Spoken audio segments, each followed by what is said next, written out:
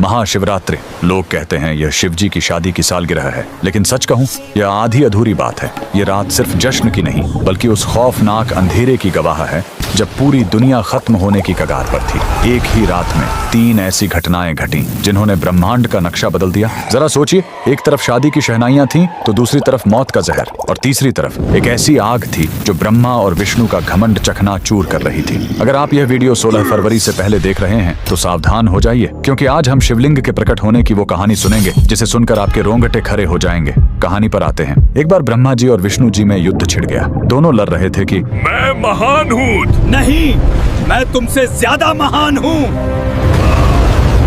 उनका यह घमंड जब दुनिया का संतुलन बिगाड़ने लगा, तब अचानक उनके बीच एक विशाल अनंत अग्नि स्तंभ प्रकट हुआ। वह आग का एक ऐसा खंभा था जिसका न कोई शुरुआत था न अंत। उस स्तंभ से एक भारी आवाज आई, जो मेरे आखिरी सिरे को खोज लेगा वही महान होगा।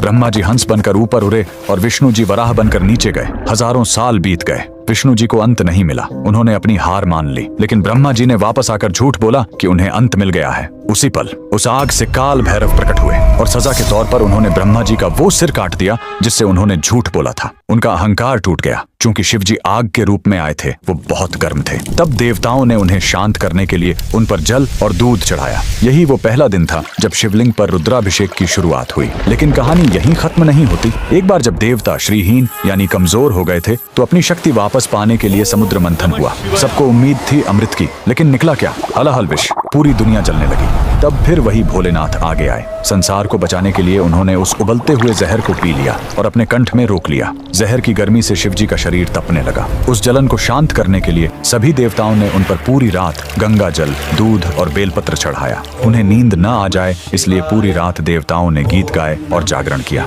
यही वजह है कि महाशिवरात्रि पर हम पूरी रात जागते हैं। लेकिन रुको, यह रात इतनी डरावनी भी नहीं है। इसी रात प्रेम की जीत भी हुई थी। जब माता सती ने अपने प्राण त्यागे थे तो शिवजी पूरी तरह टूट गए थे। वो वैरागी बन गए, दुनिया छोड़कर समाधि में चले गए। तब माता सती ने पार्वती के रूप में जन्म लिया। उन्होंने हजारों साल तक कठोर तपस्या की, सिर्फ अपने शिव को वापस पाने के लिए। आखिरकार भोलेनाथ पिघले। इसी महाशिवरात्रि की रात वो वैरागी फिर से दूल्हा बना और शिव शक्ति का मिलन हुआ। तो इस 16 फरवरी जब आप शिवलिंग पर लोटा भर जल चढ़ाएं, तो याद रखिएगा, आप उस आग को शांत कर रहे हैं और उस जहर के दर्द को कम कर रहे हैं। कमेंट में लिखें हर हर महादेव।